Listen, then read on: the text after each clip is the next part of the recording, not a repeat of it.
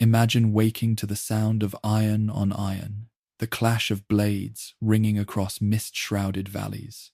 Fires burn in hill forts on distant ridges, smoke curling into skies heavy with rain. Painted warriors with hair spiked by lime water raise their spears toward the rising sun, chanting to gods whose names are now forgotten. Long before Rome's legions marched, before the chronicles of medieval kings, there lived a people whose presence stretched from the Atlantic shores of Ireland to the plains of Anatolia. They were feared by Greeks, reviled by Romans, and yet admired for their artistry, their courage, and their mystery. These were the Celts, and tonight we will drift back to the dawn of their story, tracing their origins through the landscapes of ancient Europe. The Celtic story does not begin with cities, kings, or written laws.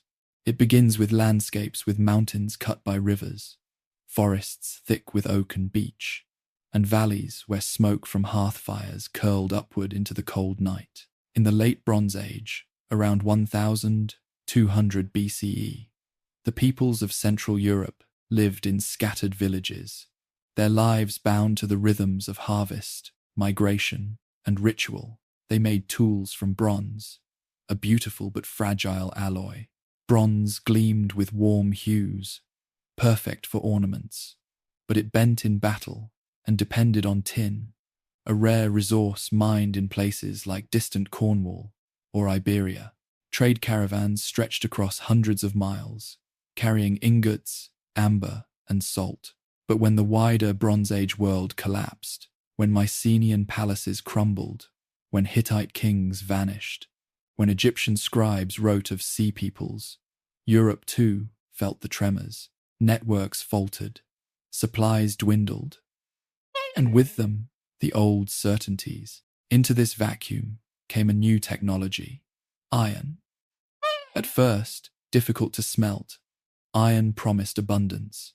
It could be drawn from common ores, shaped into blades far stronger than bronze.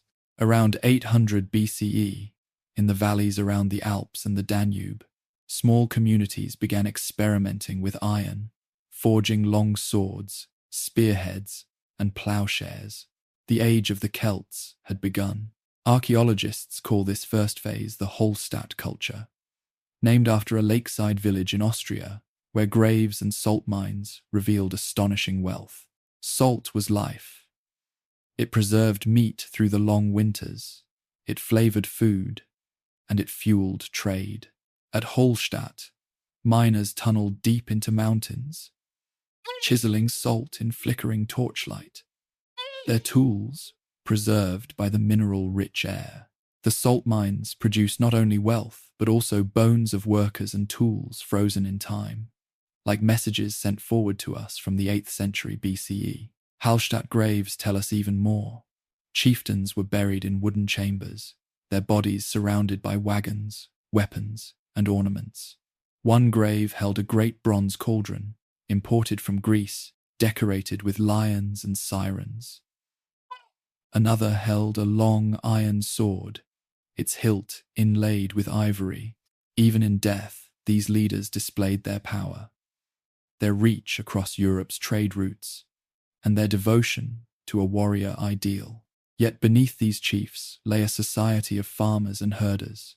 They tilled terraces carved into hillsides, grew barley and wheat, and tended cattle that symbolized wealth. They built their homes from timber and thatch, clustered within palisaded hill forts that crowned ridges for defense and prestige. These hill forts, or oppida, would come to define Celtic settlement, standing like watchtowers across the European landscape. Who then were the Celts? The Greeks called them Keltoi, the Romans Celtae or Galli. These were not names the people used for themselves, but labels imposed by outsiders. In truth, there was no single Celtic nation, no empire. Instead, there were tribes, dozens, even hundreds, each with its own chieftains, lineages, and sacred groves. What united them was language, shared myths,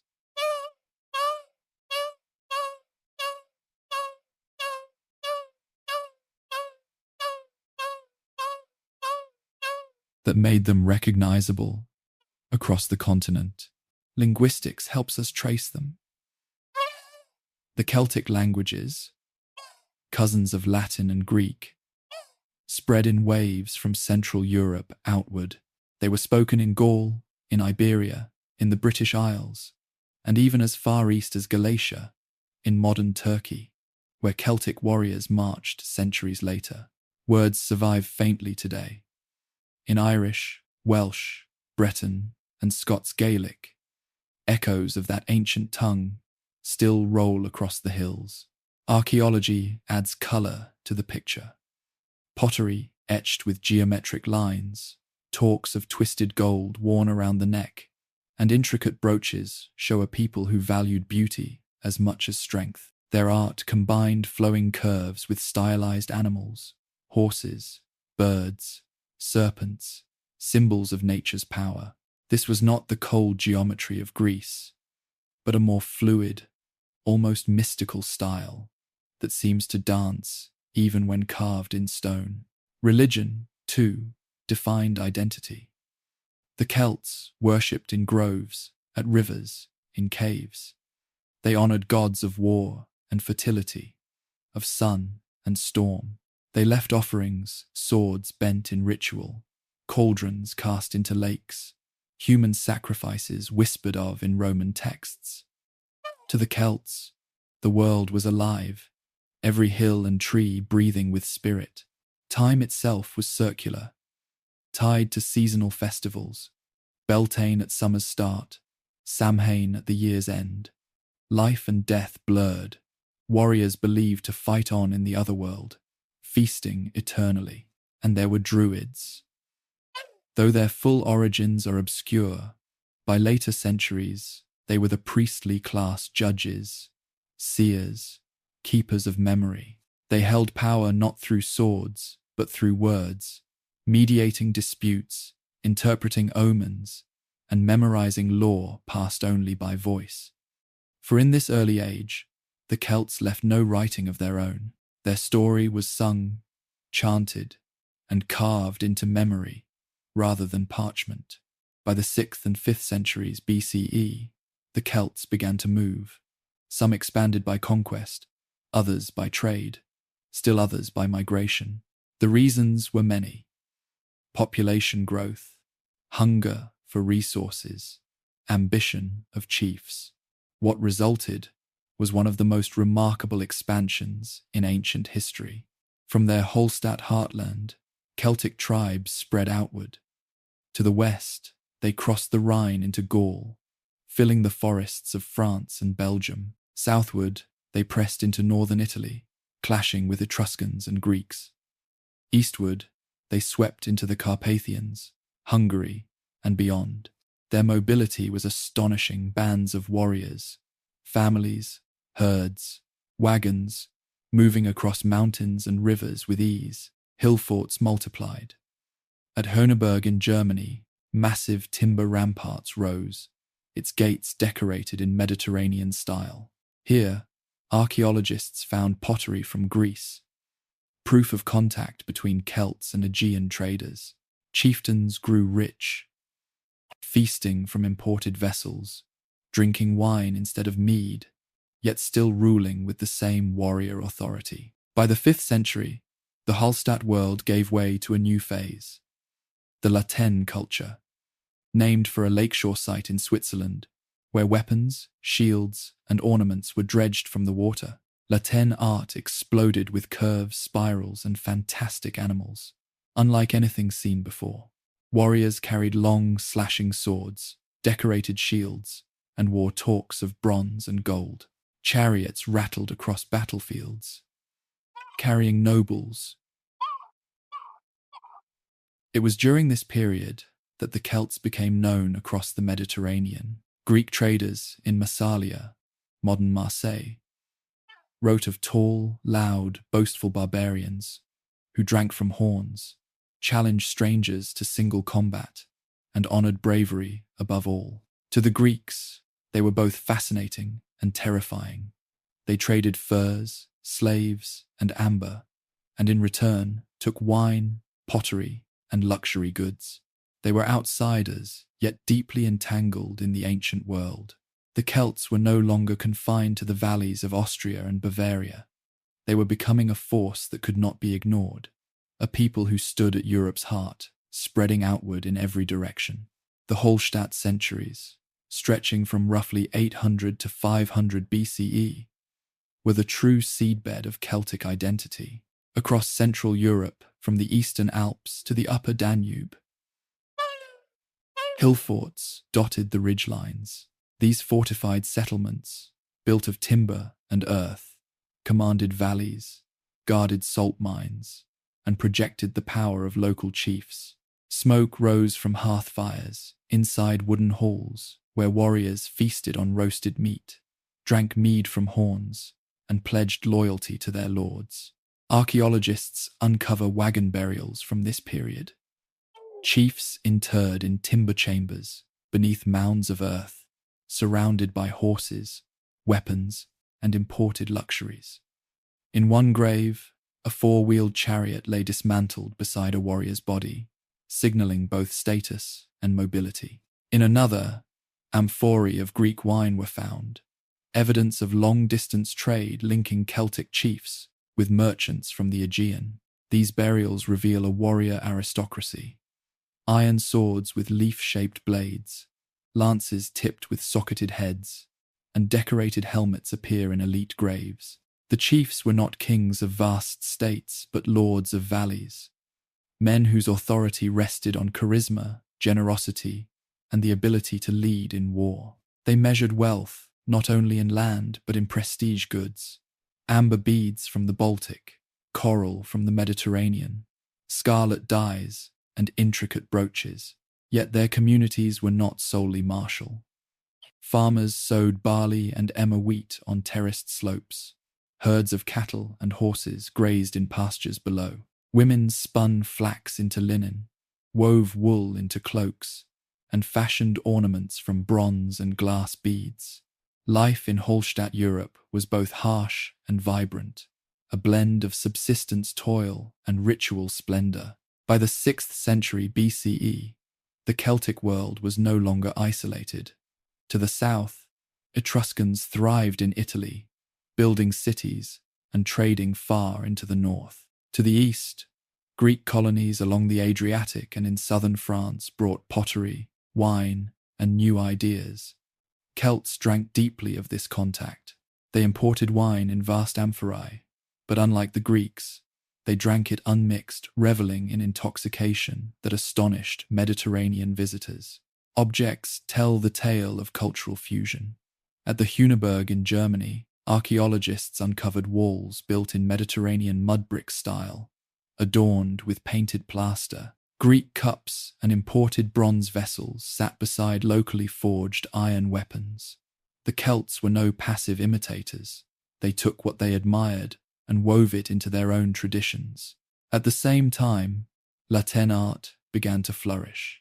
By the 5th century BCE, Celtic artisans abandoned the stark geometry of Hallstatt design for flowing, organic forms. Spirals, tendrils, and mythical beasts covered swords, shields, and ornaments. A scabbard might bear a writhing serpent, a torque, spirals that seemed to ripple like water. The style had no straight lines, no rigid symmetry, only movement, a visual echo of the restless Celtic spirit.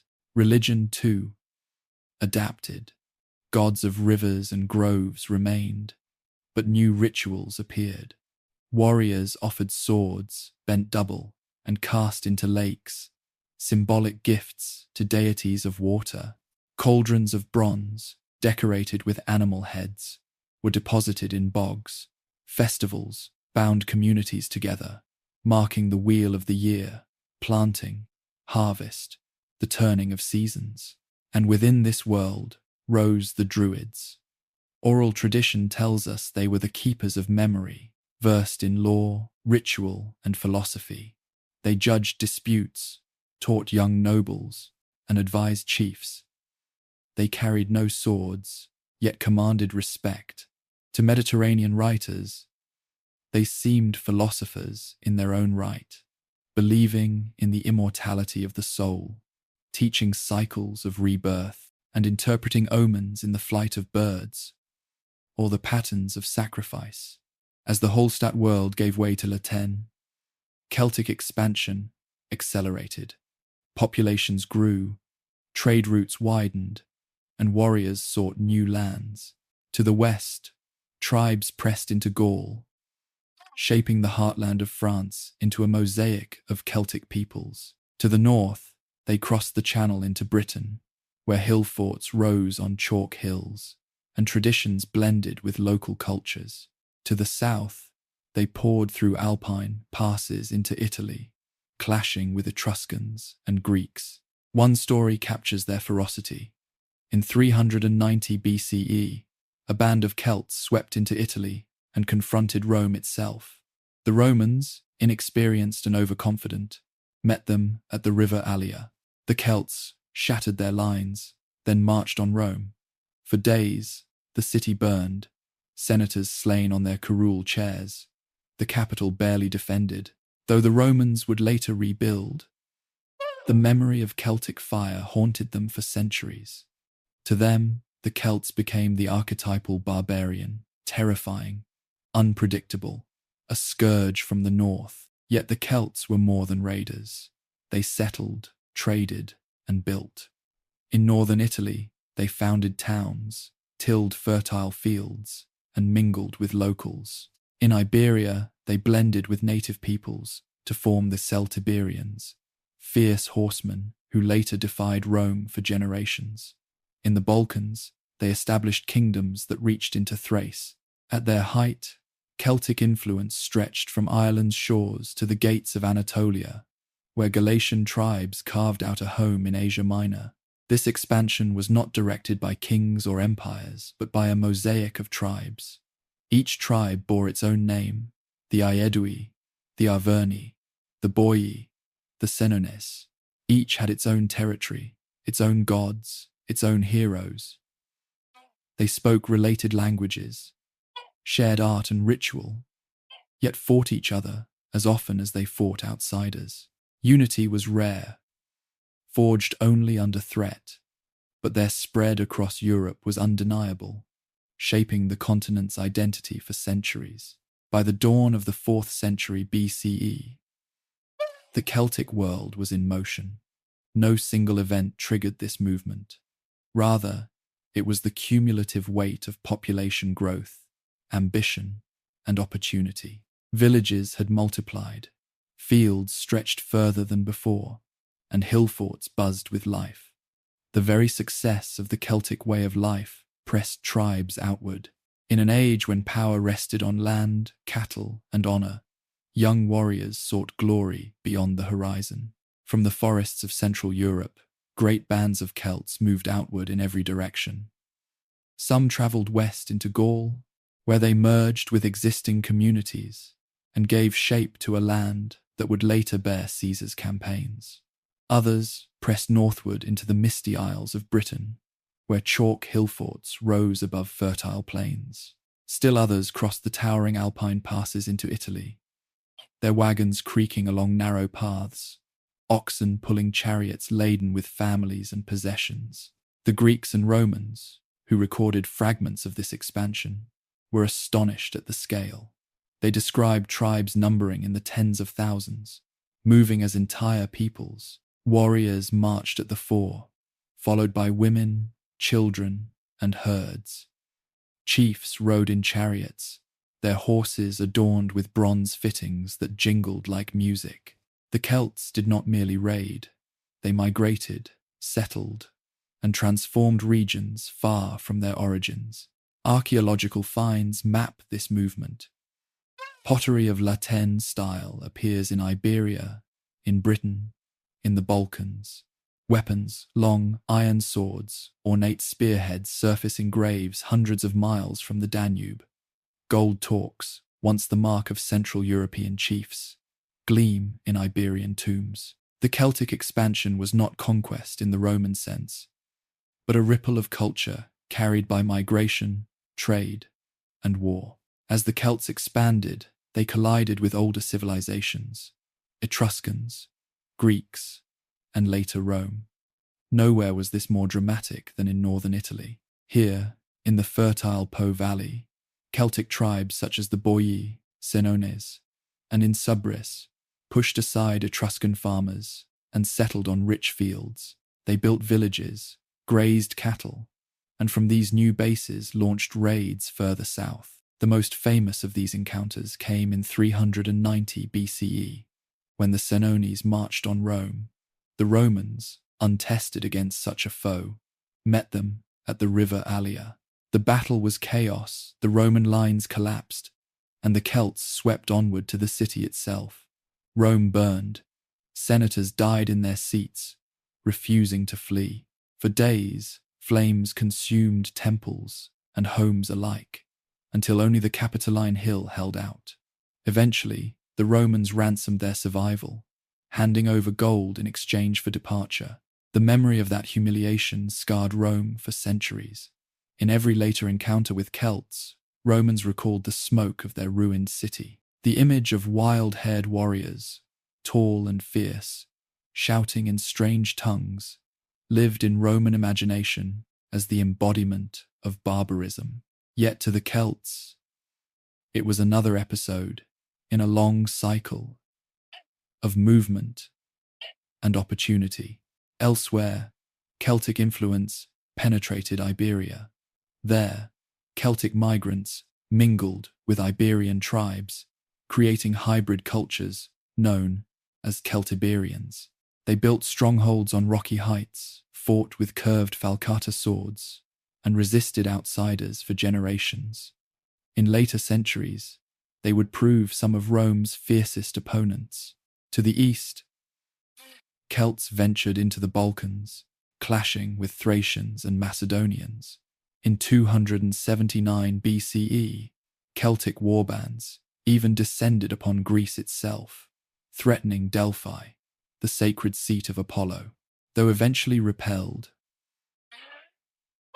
the shock of barbarians at the gates of Greek sanctuaries resonated across the Hellenic world. A portion of these raiders pressed onward, crossing into Asia Minor, where they settled in a land that came to be called Galatia. There, far from their Central European homelands, Celtic warriors carved out a new identity, mingling with local peoples, but never losing their distinct traditions. Behind the migrations and battles lay a distinctive way of life. Celtic warriors fought not in silence, but with shouts, horns, and displays meant to terrify. They spiked their hair with lime, painted their bodies with bright pigments, and strode into battle naked, save for weapons and torques. Their long swords slashed rather than thrust, designed for sweeping blows in close combat. Chariots rattled across fields, carrying nobles who leapt down to fight hand to hand before remounting to withdraw. Feasting bound this warrior culture together. Chiefs displayed wealth by hosting lavish gatherings where mead flowed and roasted meats were piled high. Songs were sung, genealogies recited, and oaths sworn. Hospitality was sacred. To deny a guest food or shelter was dishonorable. Wealth was redistributed through generosity, a cycle of gift and loyalty that held tribes together. Religion was never far away.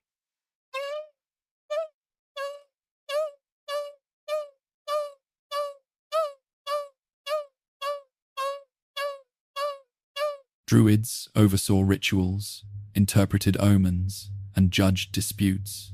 Festivals such as Beltane and Samhain marked turning points of the year, when the veil between worlds thinned and offerings were made to spirits. Sacred groves and rivers served as temples, while idols of wood and stone stood as intermediaries between human and divine. Archaeological finds of votive deposits, weapons bent and cast into lakes, cauldrons sunk into bogs, reveal the deep spiritual meaning of these offerings. Daily life was not only war and ritual. Farmers worked fields of barley, oats, and wheat. Blacksmiths forged tools as well as weapons, their forges glowing at the centers of villages. Women wove cloth, tended homes, and sometimes wielded power of their own. For Celtic tradition allowed queens to rule and warrior women to fight beside men. Later stories of figures like Boudica would echo this legacy, but its roots lay deep in the early Celtic world. This was the world Rome and Greece encountered, a society at once alien and familiar, chaotic yet bound by its own order. The Celts were not an empire, nor a single kingdom, but a tapestry of tribes woven together by shared language, belief, and courage. By the 3rd century BCE, their presence stretched from the Atlantic to Anatolia, from the forests of Britain to the plains of Hungary. Europe itself was, in many ways, a Celtic world. By the height of the Latin era, Celtic society stretched across nearly half of Europe. From Ireland's wind-swept coasts to the green valleys of the Danube, tribes flourished, each distinct, yet bound by common threads of culture. These tribes were not states in the Roman sense, with bureaucracies and standing armies, but kinship-based communities. Chiefs ruled with the consent of their nobles, guided by warrior reputation, generosity, and the blessings of druids. A tribe might number a few thousand souls, its settlements clustered around a hill fort that served as both sanctuary and stronghold. Within its timbered walls, craftsmen forged tools, potters shaped vessels, and markets bustled with trade. Surrounding fields provided grain, while cattle grazed the pastures. Life followed cycles of planting and harvest, of winter feasts and summer raids. Power lay not only in the hands of chiefs, but in councils of warriors and elders. Decisions were debated at feasts, where oaths were sworn before gods and men. Authority was personal, built upon courage, generosity, and lineage. Women could wield remarkable influence. Some tribes allowed queens to rule, while others honored female seers and warriors. Archaeology confirms this, with graves of richly adorned women, buried with weapons or regalia, their status unmistakable. Social stratification was visible, but not rigid. At the top stood the warrior elite, adorned with torques of gold, their swords decorated with flowing patterns. Below them were free farmers, the backbone of society, who provided food, served in war, and upheld traditions. At the lowest rung were slaves, often captives taken in raids, who worked fields or served in households. Yet, even within this hierarchy, mobility existed. A warrior of extraordinary bravery might rise, while a chief who failed in generosity could fall. To the Celts, the world was alive with spirit. Rivers, forests, mountains, and even stones were infused with divine presence. Gods and goddesses governed fertility, war, healing, and the mysteries of fate. Unlike the Olympians of Greece, Celtic deities were less anthropomorphic and more tied to natural forces: the thunder in a storm, the bounty of a river, the terror of battle. Sacred groves served as temples. Within them, druids led rituals, offerings of animals, sometimes of humans, to appease deities. Roman writers describe wicker men, vast figures woven of wood, filled with captives, and set alight. Whether exaggerated or not, archaeological finds of bound skeletons in bogs suggest ritual sacrifice did occur. Yet these acts were part of a broader spiritual framework that bound communities together. The Druids themselves occupied a unique position. They were priests, judges, teachers, and philosophers. Trained for decades, they memorized genealogies, laws, and myths. For Celtic tradition was oral. They presided over disputes, ensuring justice was upheld, and advised chiefs in matters of war and diplomacy. Their influence could rival that of warriors, for their authority came not from force, but from knowledge and the belief that they could interpret the will of the gods. The Celts believed in an otherworld, a realm parallel to the living, accessible through lakes, rivers, or caves. In this realm, Feasts never ended, youth never faded, and warriors fought eternal battles. Death was not the end but a passage. Souls were reborn, continuing cycles of existence. This belief gave Celtic warriors their fearlessness, for to die in battle was not to vanish, but to begin anew. Festivals such as Samhain marked the thinning of the veil, when spirits could cross between worlds, and offerings ensured the goodwill of ancestors. Above all, Celtic society was defined by its warrior ethos, to fight bravely, to boast of deeds, and to win honor in combat were ideals celebrated in story and song. Warriors carried long swords, broad shields, and spears. Nobles rode in chariots, their horses adorned with bronze fittings that jingled like bells. They painted their bodies, spiked their hair, and entered battle with shouts and horns, seeking to terrify before the clash began. Single combat was a hallmark. Before armies engaged, champions stepped forward, challenging enemies to duel. Victory brought glory not only to the warrior, but to his tribe, while defeat brought shame. Heads of slain foes were prized, sometimes embalmed in cedar oil and displayed at feasts. To the Celts, the head was the seat of the soul, and to take it was to claim the essence of an enemy. Yet war was not endless. It was seasonal, tied to cycles of agriculture. Raids took place after planting and before harvest. When warriors were free, battles were as much about prestige as territory, proving bravery and securing wealth. When not at war, warriors farmed, crafted, or feasted. Their lives balanced toil and triumph, work and ritual. Women, too, could be warriors. Accounts from Roman writers describe bands led by queens or prophetesses, their hair flowing, their presence inspiring fear. Later tales of Boudica, though centuries distant, echo older traditions where women fought beside men, wielding swords and spears. This was the Celtic way of life at its height, a tapestry of tribes, a chorus of voices, united not by empire, but by shared language, art, and belief. To outsiders, they appeared as wild barbarians, unpredictable and terrifying. To themselves, they were children of the land, bound to gods and ancestors, warriors and druids, farmers and artisans. Their story was one of resilience, creativity, and courage.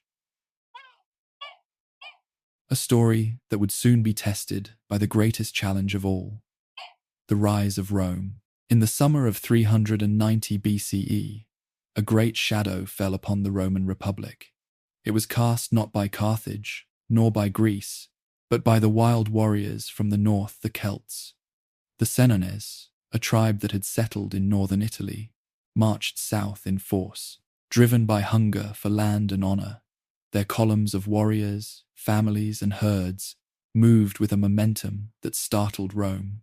The Romans, proud but still a young power, underestimated them. At the river Allia, just north of the city, the two forces met. The Roman lines broke quickly under the fury of Celtic swords. Dust rose, shields splintered, and panic spread. Romans fled in chaos, abandoning their standards, their wounded, their pride. The Senones pressed on, crossing into the city itself. For days, Rome burned. Flames devoured homes and temples, while the shouts of warriors echoed through the streets.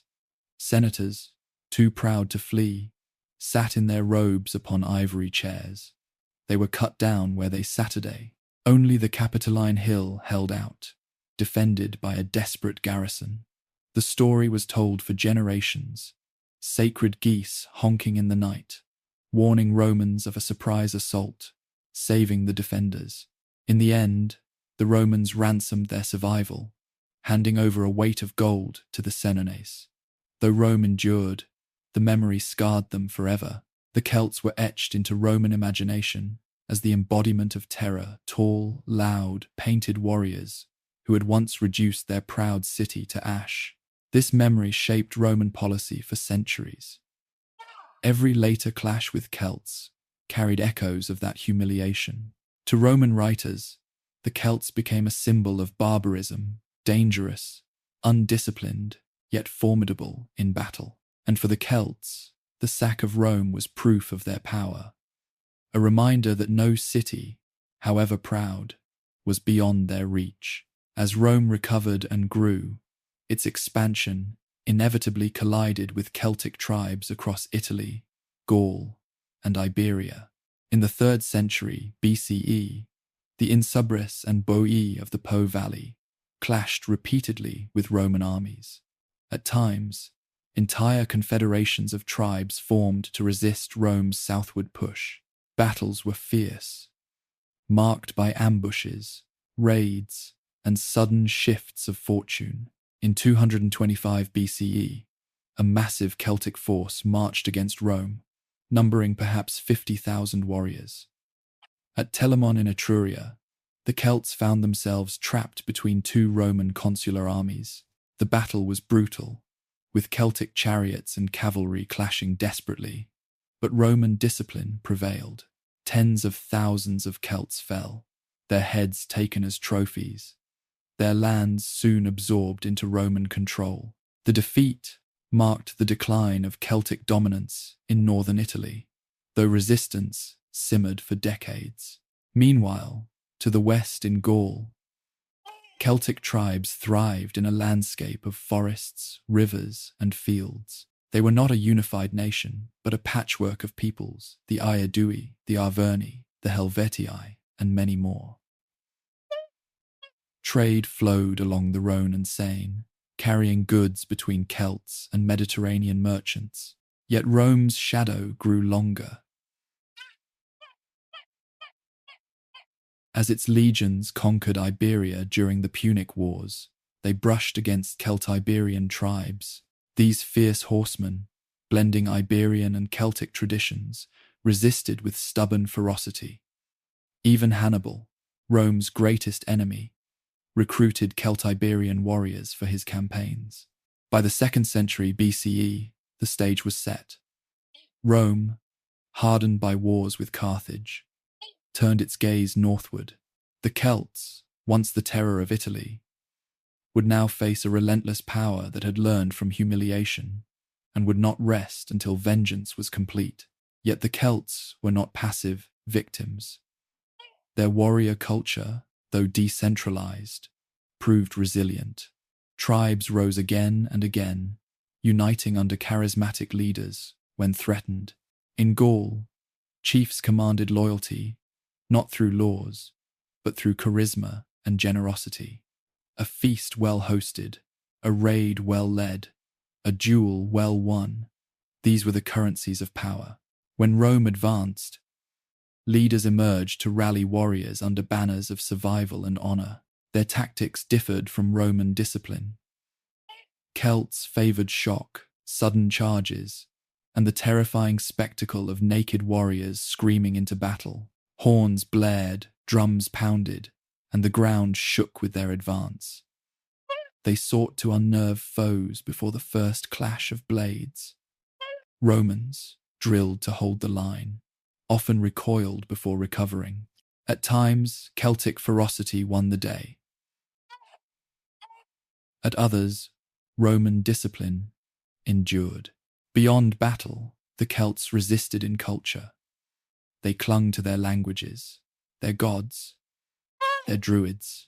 Even when defeated militarily, their traditions persisted in hill forts, in rituals at sacred groves, in songs sung around hearths. Rome could burn villages and seize land, but it struggled to erase identities rooted in centuries of myth and memory. As the 2nd century BCE ended, Rome's frontier pushed ever deeper into Celtic lands. Iberia bled under the strain of conquest. Gaul simmered with tension. The memory of the sack of Rome remained vivid, but the balance of power was shifting. No longer were the Celts the unstoppable wave crashing south. The Republic had grown into a disciplined machine, and it hungered for revenge, territory, and glory. The Great Clash was only beginning, and its climax would come in the age of Julius Caesar. By the mid-1st century BCE, Rome was no longer a vulnerable republic fearful of Celtic raids.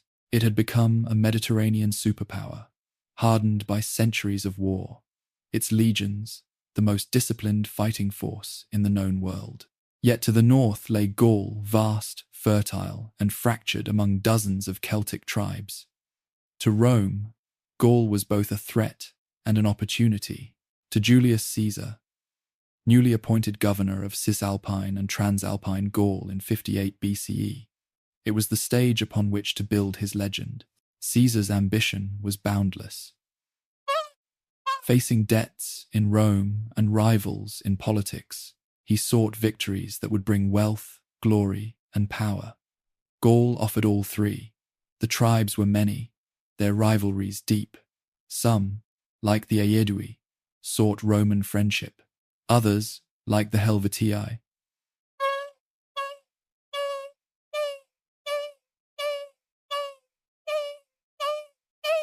sought new lands and threatened Rome's allies.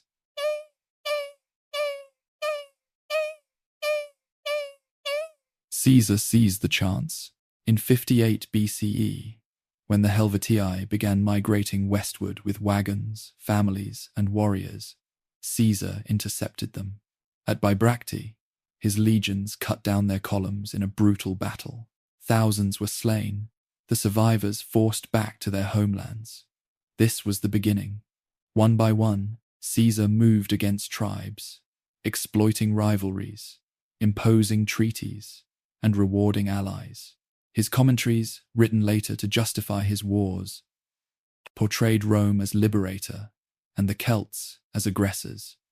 Yet beneath the rhetoric lay ambition to conquer all of Gaul. For years, Celtic tribes resisted piecemeal, their efforts divided.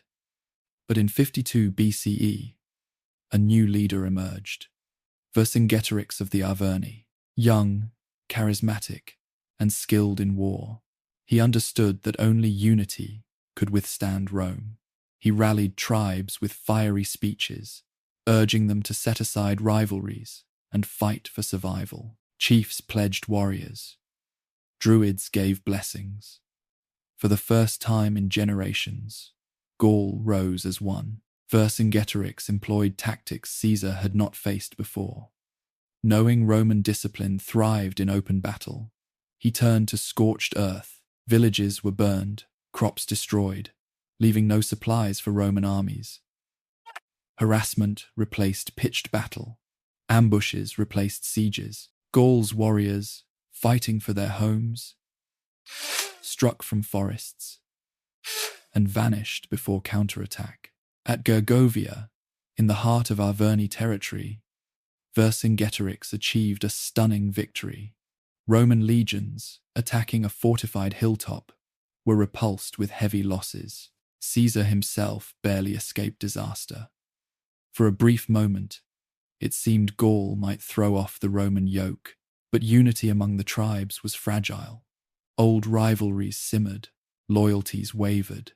Caesar moved quickly, rallying allies, marching with speed, and besieging rebel strongholds. The decisive confrontation came at Alesia. Alesia was a hill fort in eastern Gaul.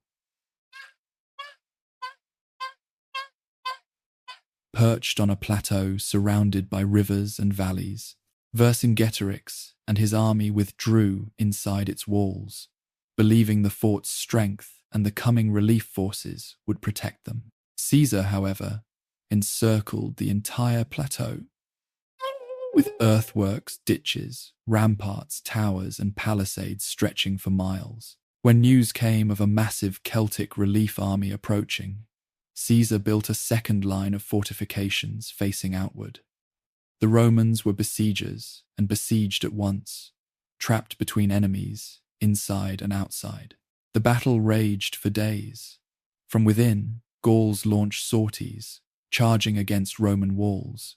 From outside, the relief force hurled waves of warriors against Caesar's lines. Horns blared, dust filled the air, and blood soaked the earth. Again and again, the Romans held. Discipline, engineering, and relentless determination turned the tide. The relief force broke and fled. Inside Alasia, starvation set in. Horses were slaughtered, rations dwindled, families suffered, warriors weakened. At last, Vercingetorix made a choice. Mounting his horse, clad in noble armor, he rode out of the gates alone. Before Caesar, he dismounted, laid down his sword, and surrendered. The image became legend, a proud Celtic chieftain yielding to Rome, preserving his people from annihilation. Vercingetorix was taken in chains to Rome, paraded in Caesar's triumph, and executed in 46 BCE. His life ended, but his memory endured. With Alasia fell the dream of a free Gaul. Tribe by tribe, the Celts submitted. Rome imposed governors, built roads, founded colonies. Latin mingled with Celtic tongues. Druids were suppressed, and Roman law replaced tribal councils. Yet the Celtic spirit did not vanish. In remote regions, traditions endured. In Britain and Ireland, unconquered for now, the old ways thrived. But for Gaul, the age of independence was over. The Celts had faced Rome's greatest general and fought with courage, but the world had shifted. Rome was ascendant, and Gaul would never again be the same. After the fall of Alasia in 52 BCE, Celtic Gaul passed from freedom into Roman dominion. Julius Caesar's conquest had been brutal but decisive, and when he departed for Rome, he left behind a land scarred yet permanently altered. Rome did not simply impose tribute and withdraw. It restructured Gaul. Roads were carved across forests and valleys, linking garrisons to markets, tying tribes to the wider Roman world. Cities sprang up where once hill forts had stood. Lutetia, Lugdunum, Burdigala, seeds of Paris, Lyon, and Bordeaux. Latin spread slowly but steadily. At first, it was the tongue of administrators, soldiers, and traders. Over generations, Celtic elites adopted it, seeking status within the new order. Inscriptions, once rare in the Celtic world, multiplied, recording contracts, dedications, and epitaphs in Roman script. Yet, beneath this surface, Celtic language endured, spoken in villages and countryside, shaping Latin itself into the distinct Gallo-Roman dialects that would later evolve into French. Religion, too, shifted. Druids, long the keepers of law and ritual, were viewed with suspicion by Rome. Their influence was too great, their traditions too independent. Augustus restricted their role. Claudius later banned them outright. Some rituals vanished, others adapted. Celtic gods were not erased, but fused with Roman deities. Lugus became Mercury. Taranis resembled Jupiter. Epona, goddess of horses, was worshipped even by Roman cavalry. In stone reliefs and temples, Celtic art merged with Roman forms, producing a hybrid iconography where spirals coiled beside classical columns. Yet, identity persisted. Rural sanctuaries remained active. Old festivals were celebrated alongside Roman ones. Even as Gaul became a province of Rome, its people carried forward traditions, weaving Celtic memory into the fabric of empire. While Gaul bent to Roman rule, across the Channel lay lands where Celtic independence survived. Britain, with its chalk hills, dense forests, and rugged coasts, remained outside Rome's grasp until the mid-1st century CE. Its tribes, the Catuvellauni, the Iceni, the Brigantes, lived in fortified settlements, worshipped in sacred groves, and maintained a fierce warrior ethos. In 43 CE, Emperor Claudius launched the conquest of Britain. Legions landed on Kentish shores, establishing footholds and advancing inland. Some tribes submitted, others resisted. Among them, the Iceni, ruled first by King Prasutagus and later by his widow, Boudica, would etch their defiance into history. When Romans mistreated her people, Boudica rose in revolt around 60 CE. With fiery speeches, she united tribes, leading tens of thousands of warriors in an uprising that burned Roman towns, including Londinium. Though eventually crushed, Boudica's rebellion revealed the enduring spirit of Celtic resistance. Her image lived on, centuries later, as a symbol of defiance and independence. Even in defeat, Britain's Celts shaped Rome's experience of empire, forcing it to commit massive resources and garrisons to hold the province. Further west, in Ireland, Rome never conquered. There, Celtic traditions flourished unbroken.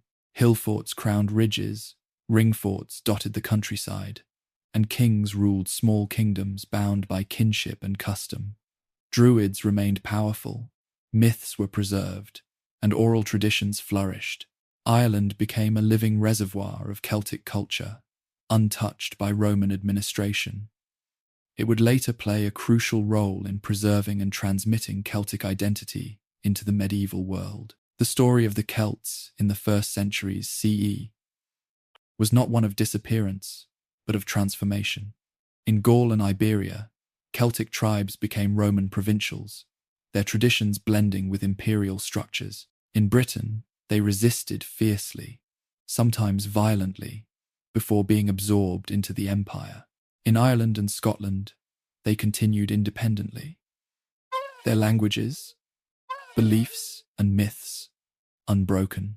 Across all regions, Celtic art persisted. Even under Rome, craftsmen carved spirals, forged torques, and painted patterns that traced back to Latin designs. Inscriptions to Celtic gods mingled with dedications to Roman deities. Farmers continued to work ancestral lands, and festivals like Samhain endured, evolving but never dying. The Celts survived not because they conquered Rome, but because they adapted. They were absorbed into empires, yet their spirit remained visible in language, art, and story. Their independence ended in Gaul and Britain, but their identity lived on in Ireland, Scotland, and Wales lands where Roman roads never reached, and where the old gods whispered in forests and stone circles. By the 3rd century CE, Rome itself began to waver under the weight of crisis. Yet the Celts, long thought subdued, continued to shape the cultural and spiritual heart of Europe. Their resilience was not measured in victories but in survival, in carrying memory forward even when empires sought to erase it. By the 4th and 5th centuries CE, Rome itself trembled under the weight of crises. Legions thinned along the frontiers, emperors rose and fell in rapid succession, and barbarian incursions pressed harder each year. Yet through all this turbulence, the Celts did not vanish. In Gaul, their once fierce independence had been bent into Roman provincial life, but their cultural presence endured beneath the veneer of imperial control. Latin was spoken in courts and markets. Roman towns bustled with trade, but in the countryside, the rhythms of Celtic tradition beat quietly, sometimes defiantly. Sacred springs still bubbled with votive offerings. Groves that had been consecrated to Celtic gods for centuries remained gathering places. Even as Christianity's missionaries moved across Gaul, Iberia, and Britain, condemning pagan rituals, the people resisted through habit and memory. They lit fires on hilltops as their ancestors had, whispered prayers at wells, left coins and charms where water gushed from stone. To outsiders, these looked like innocent folk customs. To the Celts, they were acts of continuity, threads tying the living to their gods and ancestors. The Christian Church, recognizing both the persistence and the power of these rituals, chose not always to destroy them, but to absorb them. Samhain, the end of harvest, the liminal night when the dead might walk among the living, became All Hallows' Eve, reinterpreted under Christian cosmology.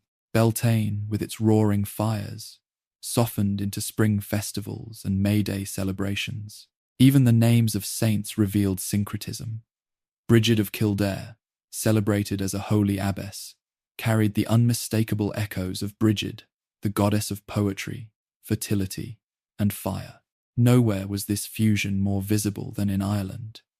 Unlike Gaul and Britain, Ireland had never bowed to Roman authority. When the legions marched across Europe, Ireland's hills and bogs remained untouched, its druids undisturbed. So when Christianity finally reached Irish shores in the 5th century, it encountered a society where Celtic tradition was still intact. Monks did not erase the druids' memory. They competed with them, learned from them, and in many cases, absorbed their roles. Monasteries rose where sacred groves had stood, but the boundaries between old and new blurred. Saints were said to converse with animals. Angels appeared in forests. Wells became holy places. Celtic imagination, far from being extinguished, was baptized into Christian faith. Irish monks, uniquely, became the preservers of Celtic myth. In scriptoria lit by candlelight, they copied not only scriptures, but also stories, cycles of invasion, gods and heroes, cattle raids, and enchanted battles. They recorded the Libor Gabala Eren, Book of Invasions, which wove biblical chronology with mythic Celtic migrations. They preserved the Tain Bor Quailnge. Though often framed with Christian moral lessons, these manuscripts safeguarded the mythological bedrock of the Celtic world. Without them, much of Celtic cosmology might have vanished. This period was the dawn of something extraordinary, a Christianity infused with Celtic soul. Cathedrals were yet to rise in stone, but in Ireland and Wales, faith blossomed in manuscripts, illuminated with spirals and knots that recalled Latin designs. Theology mingled with myth, producing a spirituality distinct from the continental church, one where nature shimmered with divine presence, and holiness wore the green cloak of hills and rivers. As the centuries rolled on, Celtic lands shifted into medieval kingdoms. Gaul became Frankish France. Iberian Celts merged into Visigothic Spain and Portugal. Yet in the western fringes, Ireland, Wales, Cornwall, Brittany, and the Scottish highlands, Celtic languages survived. In these places, oral tradition thrived. Bards and poets, heirs to the druids, carried memory through song and story. In Ireland, the 4 great mythological cycles, the mythological, Ulster, Fenian, and historical, were told around fires. Cú Chulainn, the Hound of Ulster, still defended his people. Fionn mac Cumhaill hunted in forests with his warrior band. The Tuatha De Danann, gods of old, lingered in memory as the Sidhe, the fairy folk who retreated into hills but never disappeared. In Wales, tales crystallized into what later scribes called the Mabinogion. These were not simple folk tales, but intricate sagas of love, betrayal, sorcery, and kingship.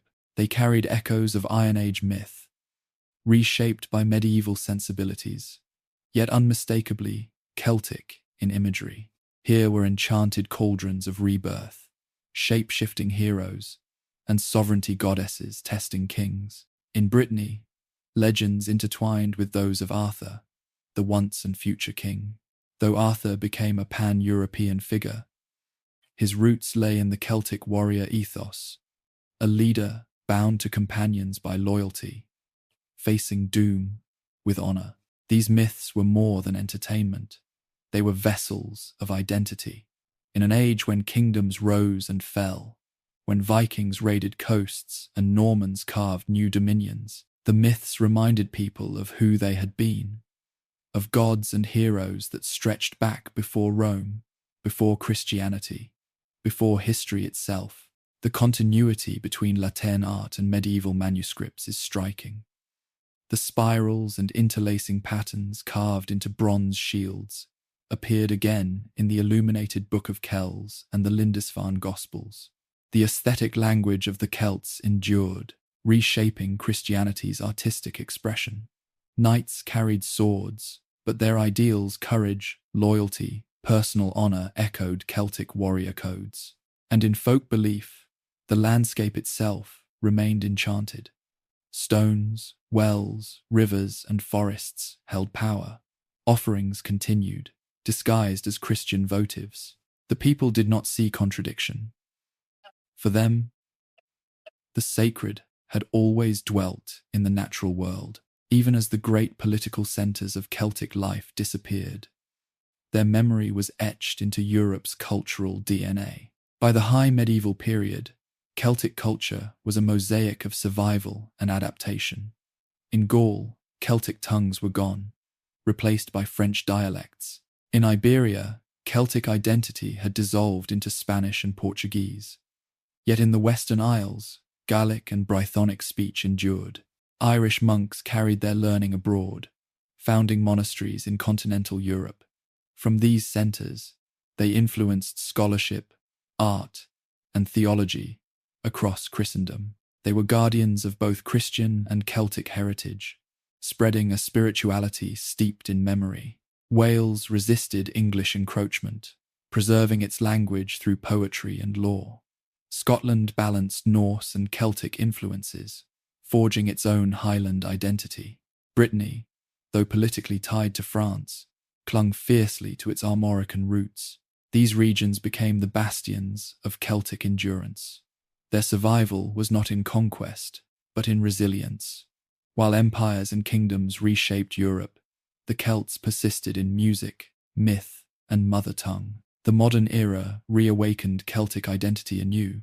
Romantic poets rediscovered Ossianic epics. Antiquarians traced spirals on stone and recognized their prehistoric origins. National movements in Ireland, Wales, and Scotland claimed Celtic heritage as the cornerstone of identity. Festivals like Samhain, once feared by Christian bishops, re-emerged globally as Halloween. The Celtic cross, blending pagan and Christian symbolism, became an emblem of faith and heritage. Even in the diaspora, Celtic memory travelled. Millions who left Ireland and Scotland carried with them songs, stories, and symbols. In America, Canada, and Australia, Celtic festivals flourished. Bagpipes played at parades, shamrocks were worn proudly, and myths of druids and warriors inspired new generations. Today, the Celtic spirit resonates not as a political nation, but as a cultural undercurrent that has flowed unbroken for over 2 millennia. Its endurance is remarkable.